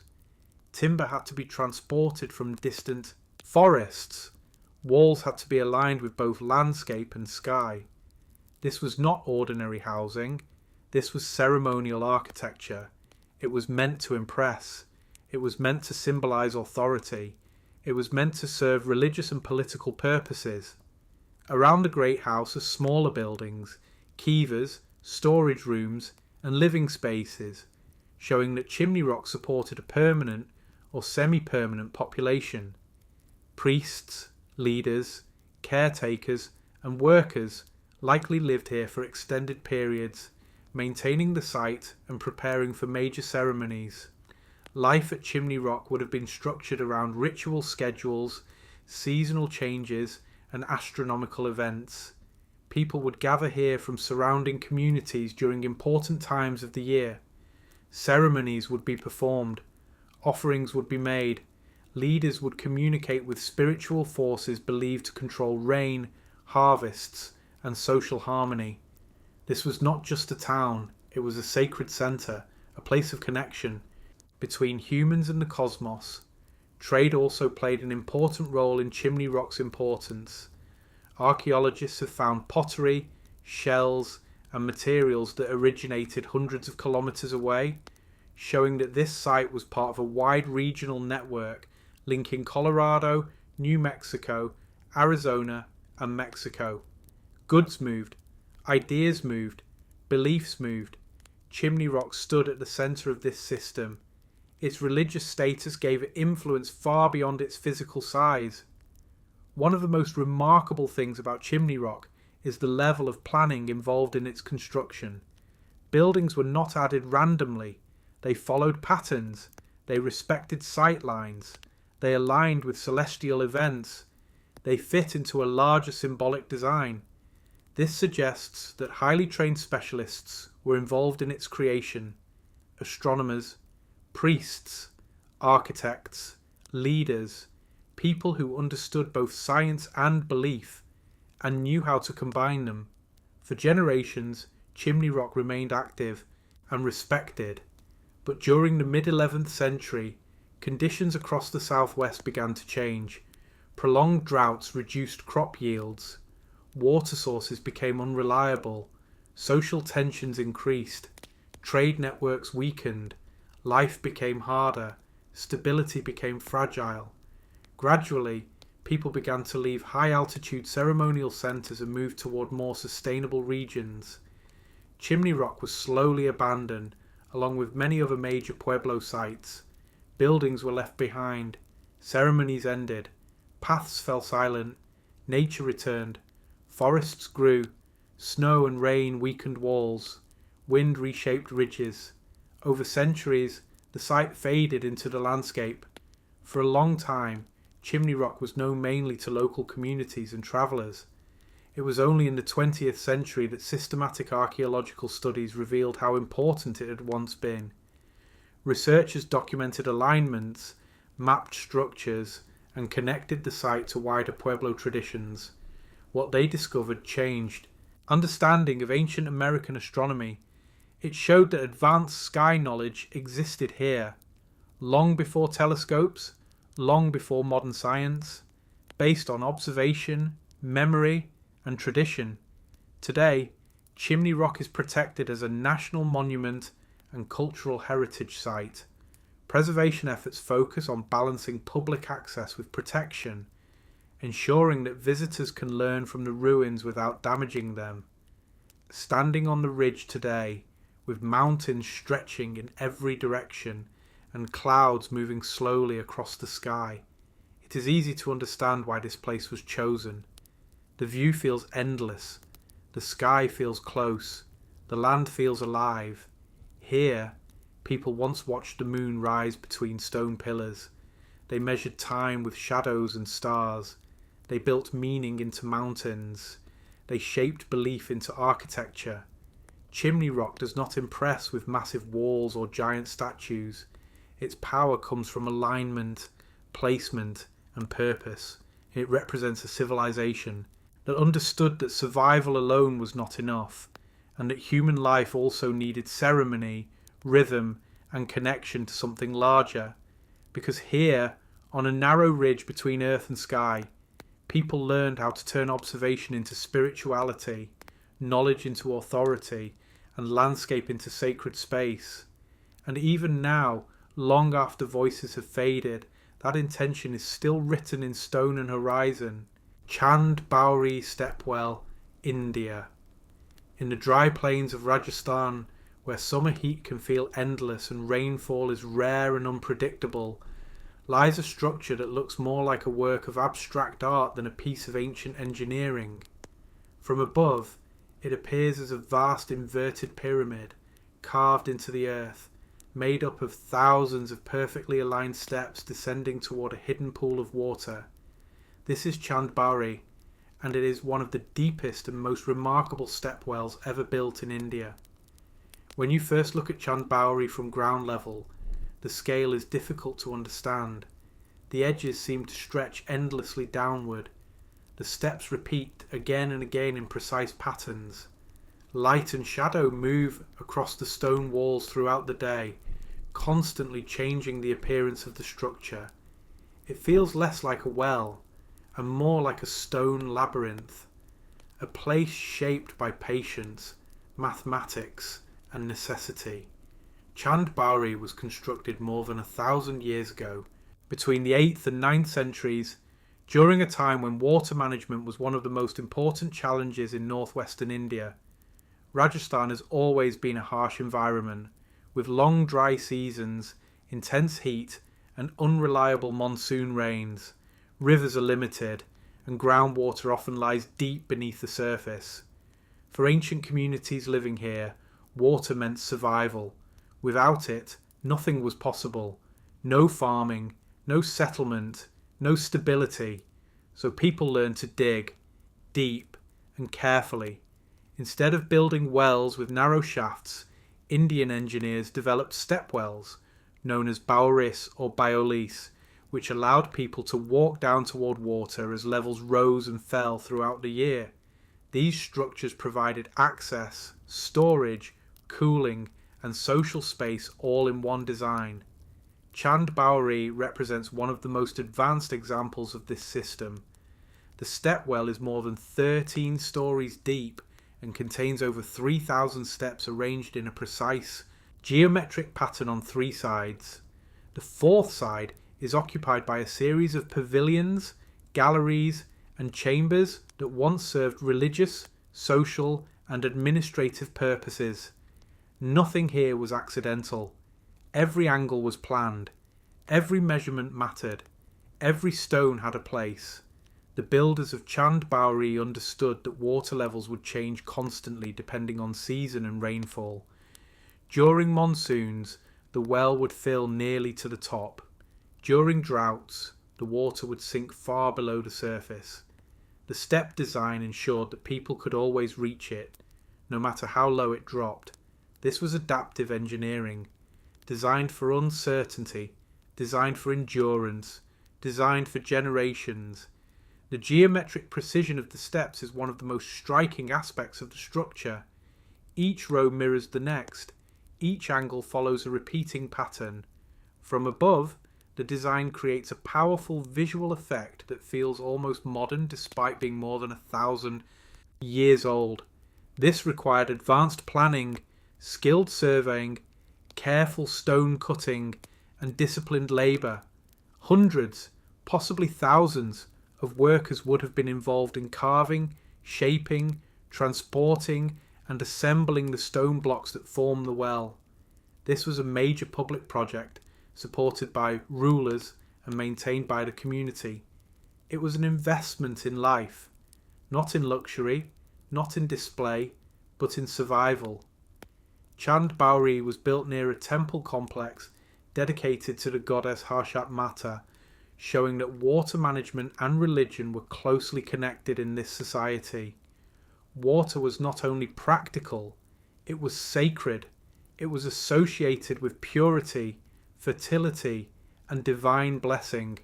People did not come here only to collect water, they came to pray, to gather, to rest, to connect. The stepwell functioned as a social centre as much as a utility. During hot months, the deep stone walls created a cool microclimate. Temperatures near the bottom could be several degrees lower than at ground level. People gathered here to escape heat, exchange news, negotiate trade, and resolve disputes. It was a meeting place, a refuge, a shared space. Life around Chand Baori followed seasonal rhythms. During monsoons, celebrations marked the return of water. During droughts, rituals were performed to seek divine help. Farmers planned planting schedules based on water levels. Administrators monitored reserves. Everything depended on this reservoir, and everyone understood its importance. One of the most impressive features of Chand Baori is how well it has survived. Despite earthquakes, climate changes, invasions, and centuries of use, the structure remains largely intact. Its stability comes from deep foundations, strong stone interlocking, and balanced distribution of weight. The builders knew what they were doing. They built for centuries, not for decades. Over time, political and economic conditions changed. New water systems were introduced. Modern wells and pipes reduced dependence on step wells. Urban centres shifted. Rural communities declined. Slowly, Chand Baori lost its central role. Fewer people visited. Maintenance decreased. Dust gathered. Vegetation grew. Yet the structure endured, protected by its depth, preserved by its strength. For many years, Chand Baori remained relatively unknown outside local communities. Only in recent decades did it begin attracting wider attention from historians, architects, and travellers who were astonished by its scale and precision. What they saw challenged assumptions. This was not primitive engineering. This was sophisticated, scientific, visionary.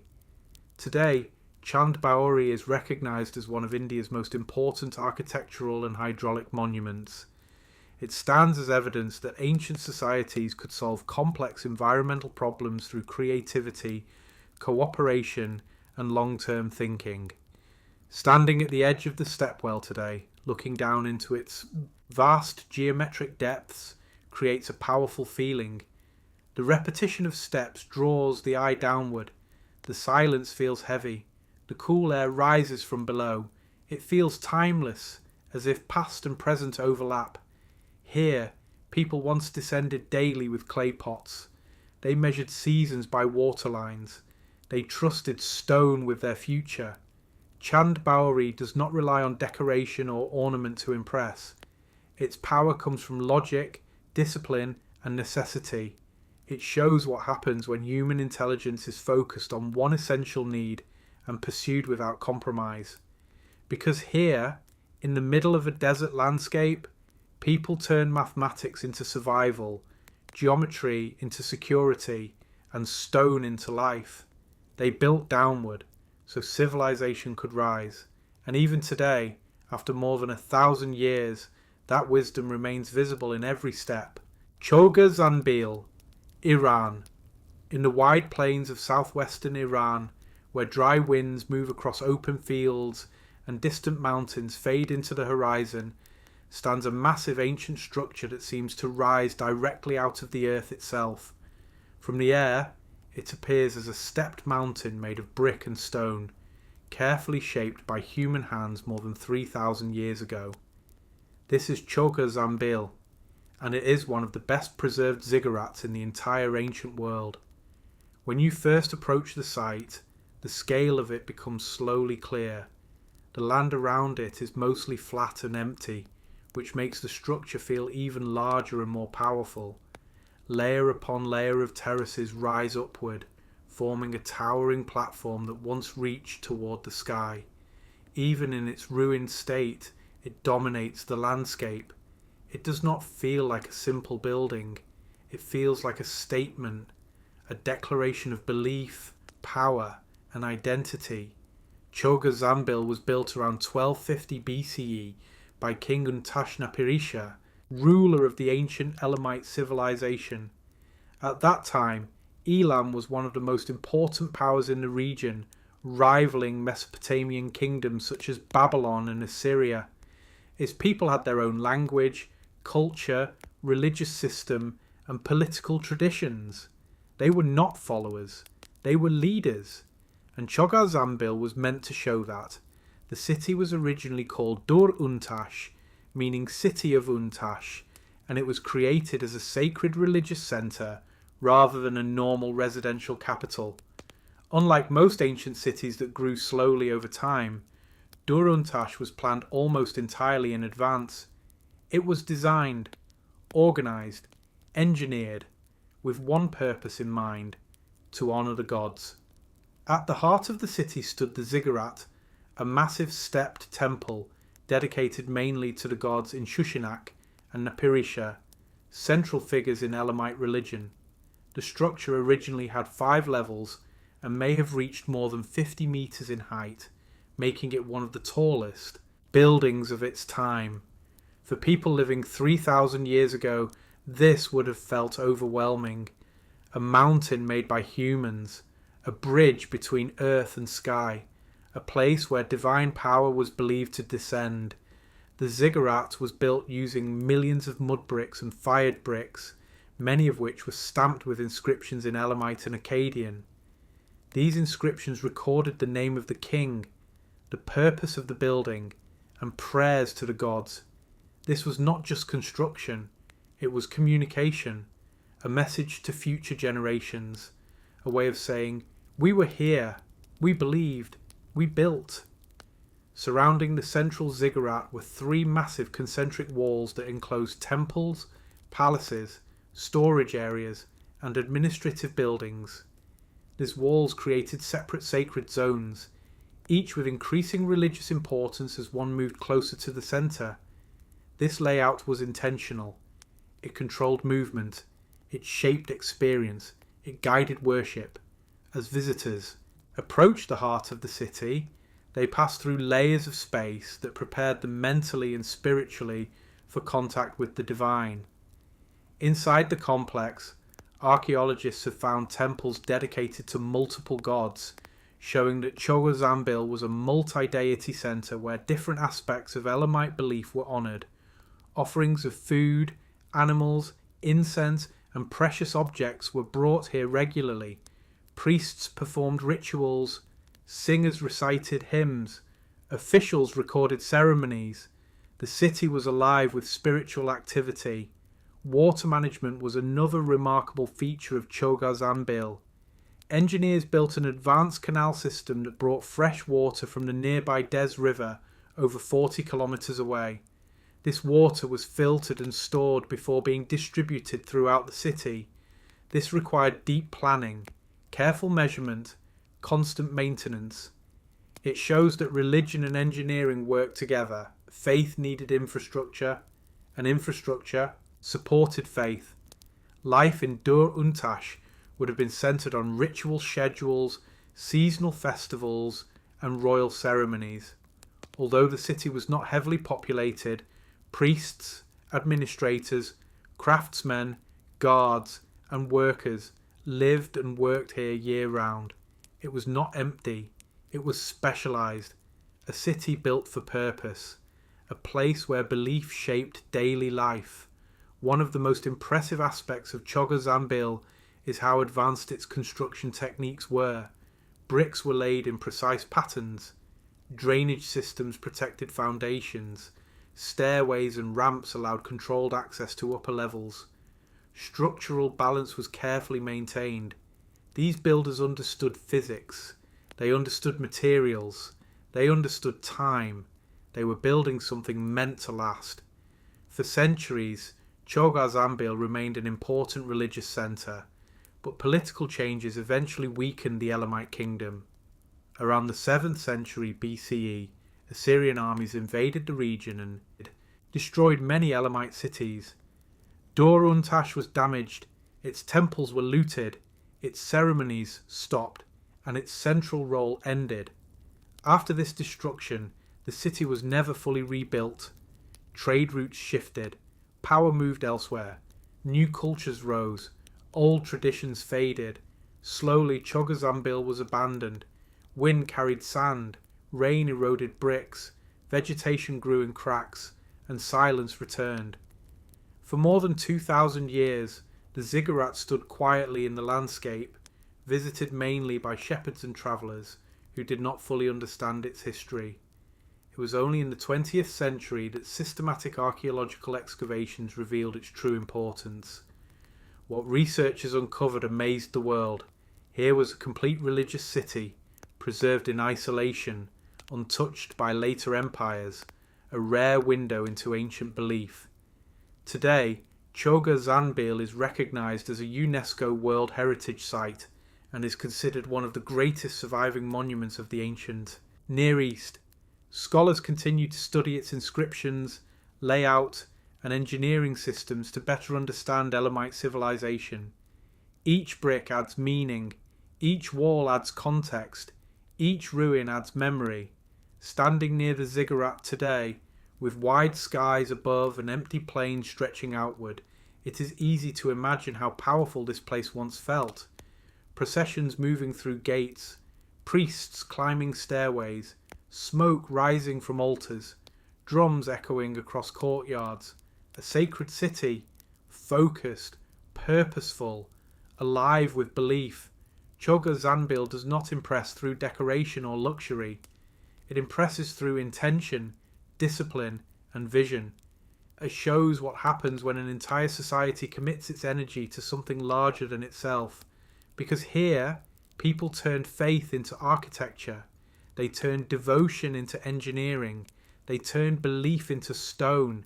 And even after 3,000 years, that devotion is still visible in every layer of brick and every rising terrace. Monument not just to gods, but to human imagination and human dedication. Tlos Ruins, Turkey. In the mountainous interior of southwestern Turkey, where steep cliffs rise above fertile valleys and distant peaks fade into the horizon, lies the remains of a city that once controlled trade routes, defended borders, and shaped regional politics for more than 1,000 years. From afar, the ruins of Tlos appear to grow directly out of the rock, merging with the landscape in a way that makes it difficult to separate nature from human construction.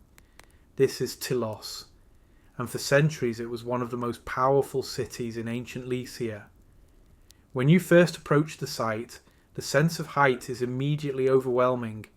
The city is built on a massive rocky hill that rises sharply from the surrounding plain. At the top stands a fortress-like acropolis. Below it are terraces, tombs, walls, and foundations spread across steep slopes. Everything is arranged to take advantage of elevation, visibility, and natural protection. Nothing here was placed casually. Every structure responds to the terrain. Every wall follows the shape of the cliff. Every pathway reflects careful planning. Telos was founded more than 3,000 years ago and became one of the major centres of the Lycian civilization, a unique culture that developed along the southern coast of Anatolia. The Lycians were known for their independence, their strong city-states, and their ability to balance local traditions with outside influence from Greeks, Persians, and Romans.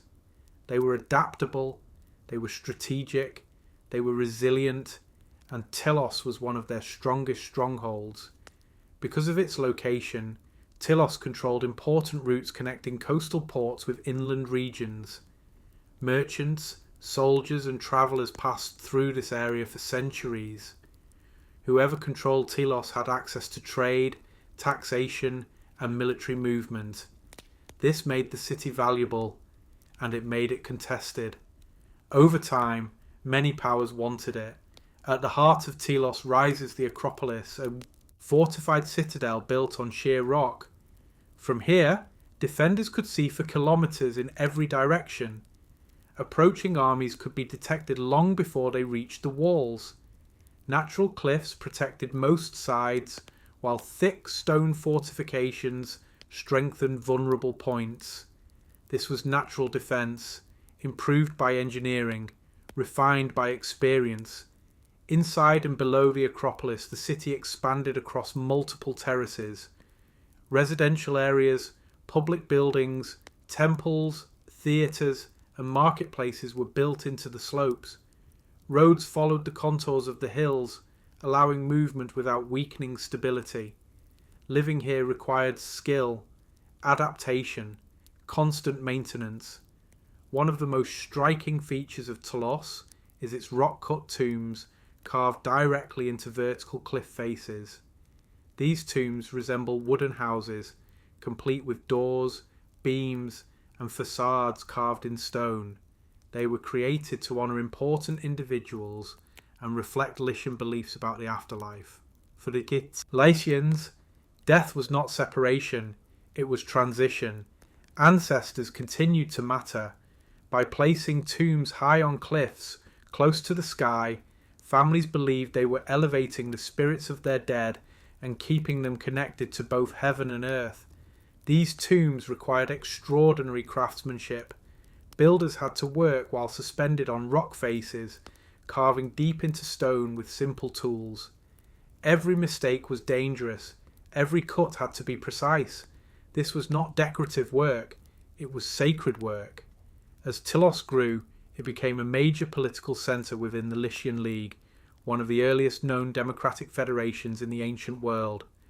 Member cities shared power, voted on decisions, and coordinated defence. Telos played a leading role in this system, representing the interests of inland regions. This shows that Telos was not just strong, it was influential. It helped shape policy. Later, Telos came under Persian control, then Greek influence, and eventually Roman rule. Each empire left its mark on the city. Greek theatres were built, Roman baths were constructed, new temples appeared, roads were improved, administrative buildings expanded. Instead of being destroyed, Telos adapted. It absorbed change. It integrated new systems. It remained relevant. Under Roman rule, Telos reached one of its greatest periods of prosperity. The city gained monumental architecture, including a large theatre, stadium, and bath complexes. These structures show that Telos was not only a military centre, but also a cultural and social hub. People gathered here. They watched performances. They debated politics. They celebrated festivals. They lived full lives. Water management was another key feature of the city. Aqueducts and cisterns collected and stored rainwater from surrounding hills. Channels directed flow to baths, fountains, and homes. In a mountainous environment where rivers were limited, this system was essential. Without water, nothing worked. The engineers of Tlos understood this deeply. Life in the city would have been demanding but organised. Farmers worked in surrounding valleys, traders brought goods from coastal ports, artisans produced tools, pottery and textiles, officials managed taxes and records, soldiers guarded entrances and patrol routes. The city functioned as a system. Every part connected, every role mattered, every failure affected everyone. Over the centuries, Telos faced repeated earthquakes, invasions, and political upheavals. Some buildings collapsed, some areas were abandoned, some sections were rebuilt. Each generation repaired what it could and adjusted to new realities. This pattern of destruction and renewal became part of the city's identity. Fall, repair, adapt, continue. Eventually, during the Byzantine period and later under Ottoman rule, regional power shifted away from inland strongholds. Trade routes changed. Coastal cities became more important. Mountain settlements lost. Influence. Telos slowly declined. Population decreased. By the time modern travellers arrived, much of the city was already in ruins, covered by vegetation and erosion. Archaeological research in the 20th century revealed the true scale of Telos's history. Excavations uncovered layers from Lycian, Greek, Roman and Byzantine periods, showing continuous occupation across more than 1,000 years. Few sites show such continuity. Few places tell such a long story. Today, Telos stands as one of the most impressive archaeological landscapes in Turkey, not because of one single monument, but because of how completely it integrates history, geography, and human effort. Every cliff carries memory, every wall reflects struggle, every tomb preserves identity. Standing among these ruins now, with mountains rising behind you and wide valleys stretching below, it becomes clear why this place mattered for so long. It offered security, it offered connection, it offered opportunity. It was a city shaped by stone. Telos does not rely on grand decoration or perfect preservation to communicate its importance. Its power lies in endurance, adaptation, and strategic intelligence. It shows how humans learn to transform difficult landscapes into centres of civilization. Because here, on steep cliffs and rocky slopes, people built a society that survived empires, disasters, and centuries of change. They turned mountains into homes. They turned cliffs into memory. They turned stone into history. And even now, long after the last voices faded, Telos continues to watch over its valley, carrying the story of resilience, ambition, and human determination.